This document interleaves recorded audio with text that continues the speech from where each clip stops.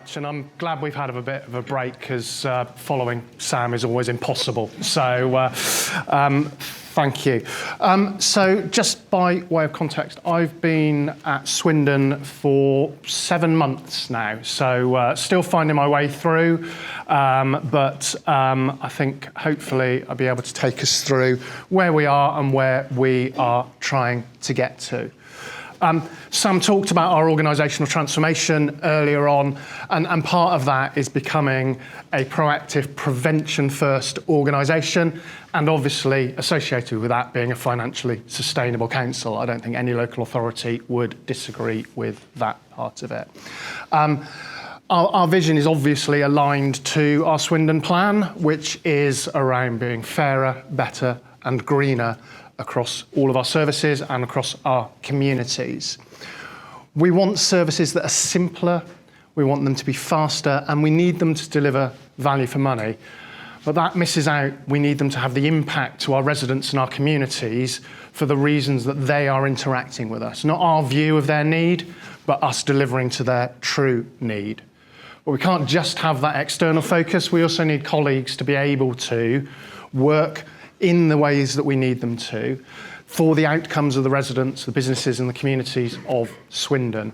And that whole digital skills agenda, Sam touched on it in terms of the earlier work, we still continue on that journey, and I think we've got even more recognition now of how important that is.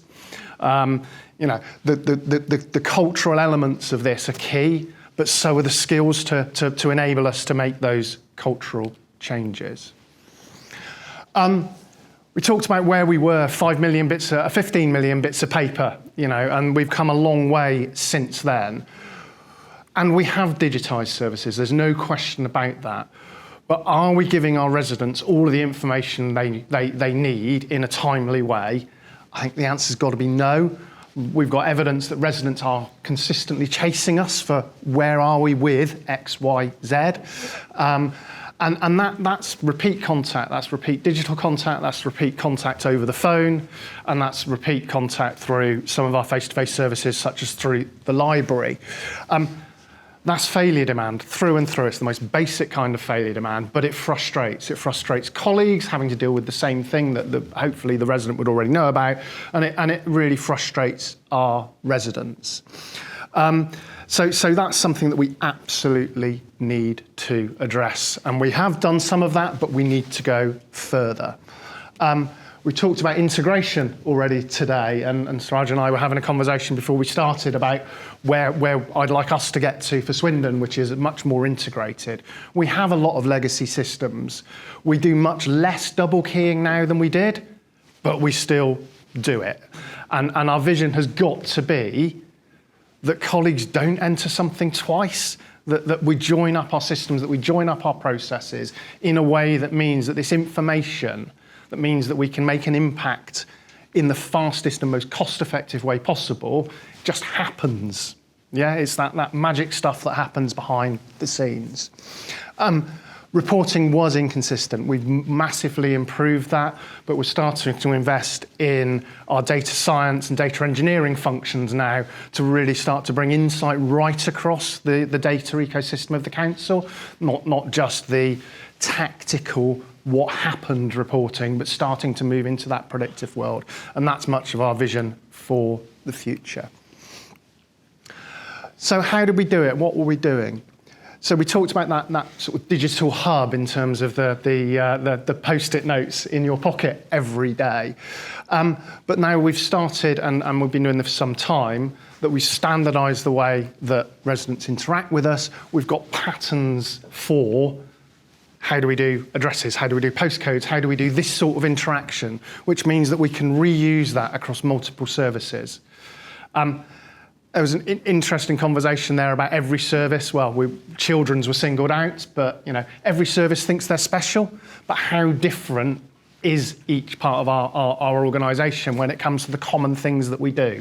There's, again, we're back to culture there, but we're, you know, showing where we've been successful starts to drive trust and belief that standardisation can actually deliver results. Residents can track progress. Do we do that for everything? Not yet, but we'll come on to that in terms of some of our vision. But they can receive updates without needing to chase. Has that taken all of the failure demand out of the system today? Looking at Christine, she's pretty much shaking her head there. No, it hasn't. But we've started, and I think we've started. We've got those principles in place, and My Account, where a resident can register and create somewhere that they can see where their cases are, what's happening when it's closed. That's a core part for our residents, and that's within the Jadu Connect platform.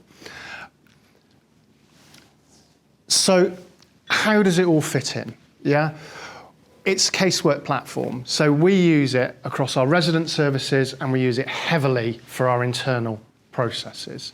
So we introduced some controls around recruitment. So we put some governance around that, and to embed that process, Brooke and Darryl and teams, built the workflows within Jadu Connect that meant that somebody who wants to hire gives a justification, uploads the relevant documentation. It goes through a finance approval to ensure that we've got the right budget associated with that. And then it moves on to our ultimate gateway before the final recruitment panel. All that flows through the system. It really helps officers be able to do the thing that we need to do, but it brings us governance around that as well. That was about being able to take standardized approaches, deploy it in a different working context, and have that approval flow right for the organisation. 1,600 colleagues, 2/3 of the organisation uses this, and I'm really liking the Teams integration. I know it's something the team have been talking about making that even simpler. At the moment we don't have our Jadu Connect platform available through single sign-on, so we have to put a username and password in. That's another area that we're looking at. If you bring that together with Teams and being able to approve that recruitment workflow from a Teams message, we're bringing efficiency into the system again and making it easier. I don't know how many requests get hung because we've had an email notification and someone hasn't got round to logging in. I don't know how quickly, some of those requests in some business areas that have got really high demand and are focusing in other areas rather than that notification. But if we can bring it into the Teams environment, if we can make it easier for people to interact with this platform, that's got to bring efficiency right across the board. I've talked about reusable patterns. That's an absolute key, and we've got those fundamentals in place, and we're building on those, and we're using more and more in that space. That is about speed, but it's about supportability. We already know that what's in that box works. It's about how does it interact with the other bits of the process. And yeah, we had a mission that we kept a lot of this work in-house, that we weren't needing professional services for every change.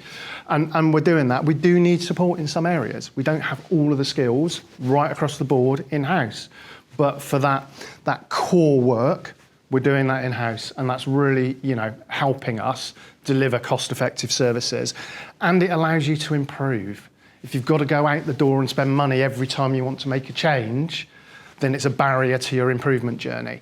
Where we've got those skills in-house, you start to talk about a demand challenge rather than a financial challenge, and where do you prioritise for that continuous improvement. So low code, no code is more the thing these days, but no code, low code.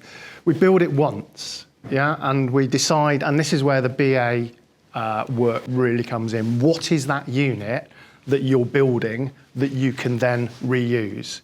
If you make it too small, then you've got too many things to manage. If you make it too big, it's suddenly not reusable because you've got something that's specific, or it's less reusable. So getting that analysis around what is the reusable unit that we are building is really, really important. And that's right across forms, workflows, and notifications. So that means that we can take that, put it into a new context, and as I say, you've only got to really focus your effort on the bits that are genuinely new.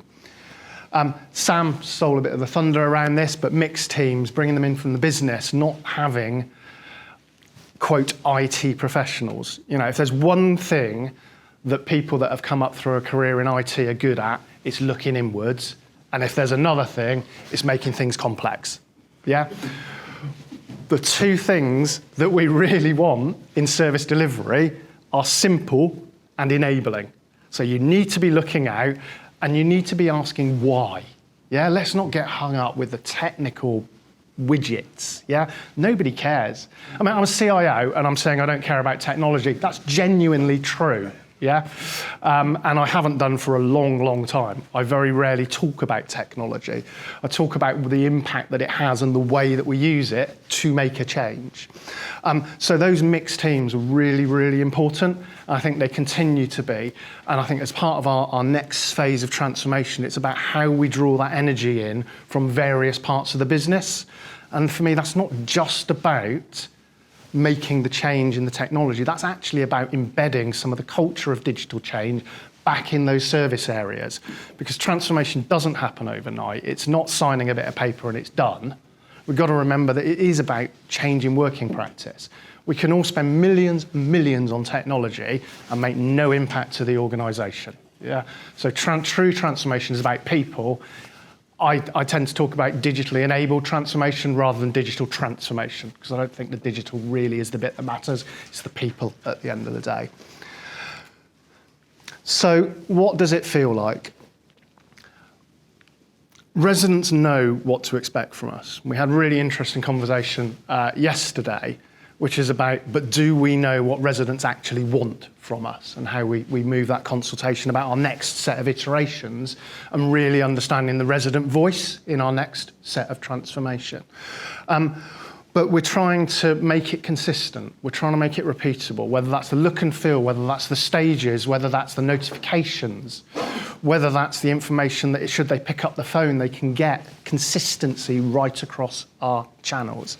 And this is part of that building block that then allows us to think about channel, whether that's chatbots, whether that's multilingual, such as we were seeing earlier on, or whether that's voice. You know, I think as you say, speaking your query and getting your response back is more and more common. And it's certainly one of the future channels. I think you'll have some Luddites that still want to type their question, but I may be one of those, because as much as you might be surprised, I don't like the sound of my own voice. We are trying to take out that failure demand, and I think that's going to be a real focus as we move forward. Why are we getting repeat? Why are we not getting it right before the resident is contacting us? You know, missed bins was mentioned. If we're not missing bins, we don't get the contact. But if we are, and we're giving confidence that that's sorted, at least it's only one bit of failure demand, not the other 3 calls that somebody may be making if they're not informed of what's happening. And sorry, I shouldn't pick on Miss Bins, but you know, it was an example that Sam touched on earlier, so my apologies. Christopher, I'm sure you're going to talk about how wonderful it is shortly. But we're here to make a difference to our residents. We're here to make a difference to our place, but we need our colleagues to be happy. We need our colleagues we need to reduce that level of frustration for colleagues about having to do the same thing again and again and again and not seeing the link to the value and the outcome. People don't mind doing stuff if they can see the link. But if they feel it's a waste of their time, frustration sets in, motivation drops, and then making a change becomes harder and harder and harder. So we can use our digital technologies to help with that. It doesn't solve it. It doesn't change the culture. We need a much wider set of conversations and support around that. But it can be one of those hygiene factors almost these days in terms of the way that people work. So, what's actually happened? Complaint resolution 30% faster. That is significant. As we all know, as a local authority, certain kinds of complaints, we've got statutory obligations. We need to be doing stuff in a certain way. We need to be bringing the right evidence into that complaint. We need to be treating people in the right way. In every complaint, we need to be treating people with respect. We need to be giving them the information that is appropriate. And, you know, doing that quicker isn't just about getting it through the system quicker. That's about to resolution. So that's not us responding and the complainant not being happy. We've taken on the third a third of the time, broadly, for successful complaint resolution. Doesn't always mean the resident's going to be happy with the outcome, but we've worked through a fair process to address that. We've taken down the number of missed bin requests. We're doing a lot more work in that area. I'm not going to come on to that at the moment. I think, are you talking about some of that or not, maybe? So I will touch on it then. We're looking at increasing our integration with our Bartech system so that between Jadu Connect and Bartech and our operators, we've got a really joined up process and the resident knows what's happening. So really closing that loop back round. So that's a really interesting piece of work, and I think that's going to create one of the templates for integration and how we take information from our resident through to some of our back office systems and actually really, speed up the resolution, but also make it visible back to our residents. I think that's really, really important. And a load of reviews. I mean, the recycling centre stuff, I think we're probably going to hear about later on. Another one of those responding to need, but being able to do it quickly. So again, reusable patterns, understand what the core things are and what is different. I've touched on some of this, but I will go further. So single sign-on for internal users. Yeah, so rather than having to put that username and password in, just clicking the link and it knowing who I am, let's just get rid of that. Takes me longer than 15 seconds because I've got to remember what my password is for Jadu Connect rather than the one that I use every day. Of course, security, you shouldn't reuse your passwords across different platforms. I am looking around the room to see who moved uncomfortably at that. Okay, but just, it's a simple change and it's just speeding things up. So, bringing that Teams integration in as part of your workflow, it's got to help us all to be more efficient. And again, that's going beyond that hygiene factor, that it's not a bit of paper, it's actually helping people to work better. And one of the things I worked with my leadership and extended leadership was to work out what the purpose of digital data and technology function was for Swindon. And one of those things is helping colleagues to work better. So this sort of thing is really helping us to deliver to that purpose for our colleagues. My account, right. So there is always a debate, and I think it's a valid debate, and it's probably different in different places, about where you draw the line at asking a resident to sign in to do something. Because if you ask a resident to sign in to do everything, you've just put a barrier in their way for doing some really simple stuff where they just want to tell you about something and maybe don't care from there on. Yeah, they just want to tell you. And they assume you're going to do it, but, it's transient.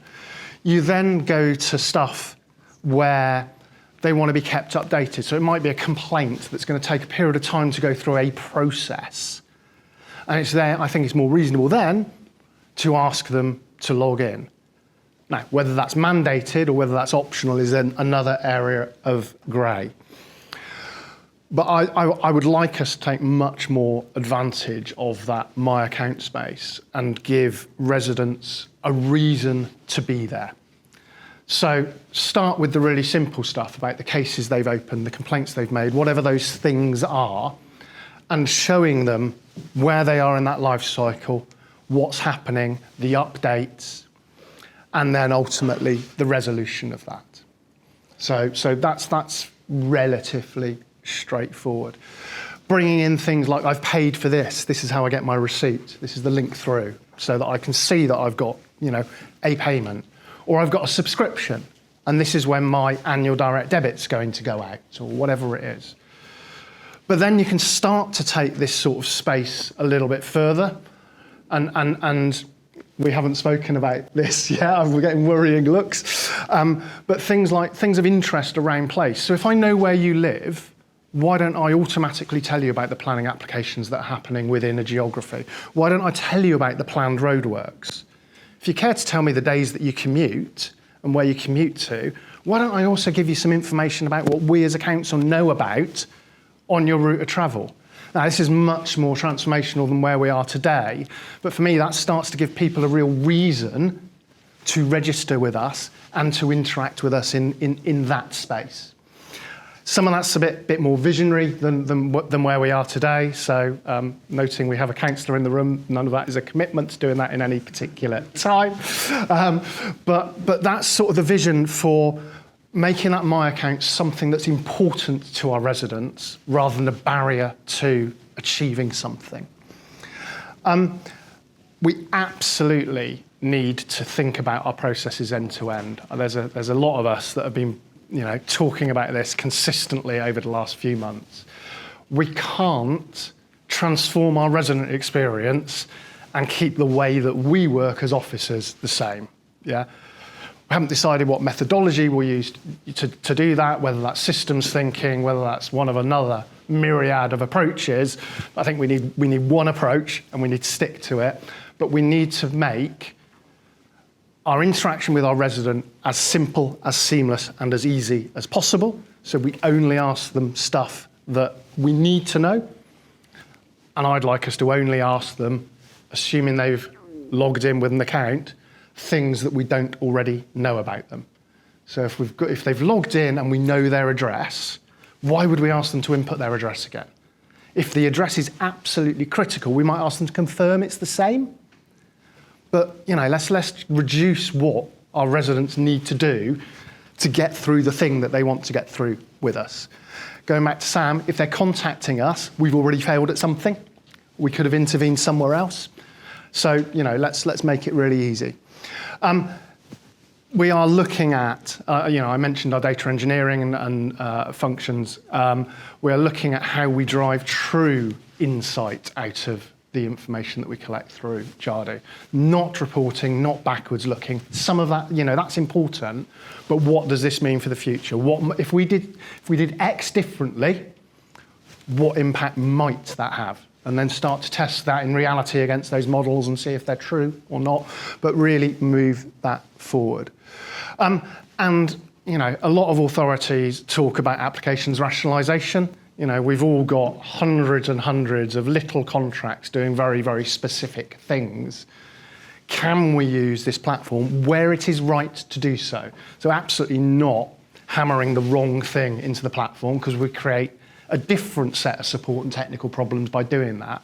But where can we use this investment to reduce spend elsewhere? An area that we are looking at the moment is how people book things with us. I don't know, and colleagues, please don't announce publicly how many different methods we have of booking things, but it's far too many. So can we do that in a single, centralised way for 100% of things, or at least for 80% of things? And if we've got an outlier case that doesn't quite work, let's have something specific just for that. So very much as a catalyst for applications rationalisation. So how will we measure this? The residents are going to be happier. These things they have to contact us for, they know what's going on, it happens quicker, and they don't have to chase us. We don't have to chase our bank very often. Well, I hope we don't. We might have some problems if we do. If we're putting through an application for XYZ, we know what's going on. As local authorities, we should be able to do that for our residents. It takes investment in time, it takes investment in thought, and it takes a bit of planning, but we should be able to reduce those barriers and take that failure demand out of the system.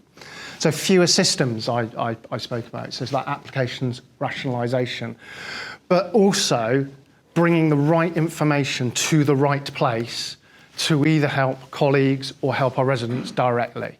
So if it is of use to know that resident X accesses a certain number of services, if that is relevant to their journey, then let's make sure that information is available to colleagues at the right time.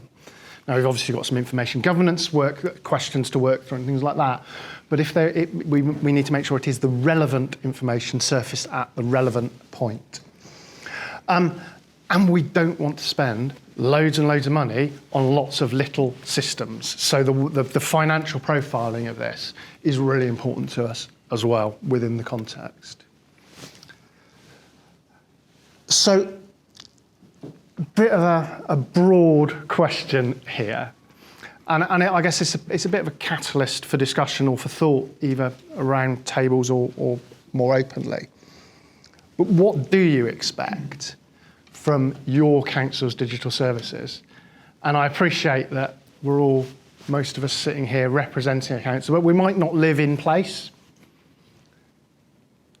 So what can we do differently? And what do you expect? That's me out of time, so thank you all very much. Excellent. Thank you very much, Stephen. Thank you very much.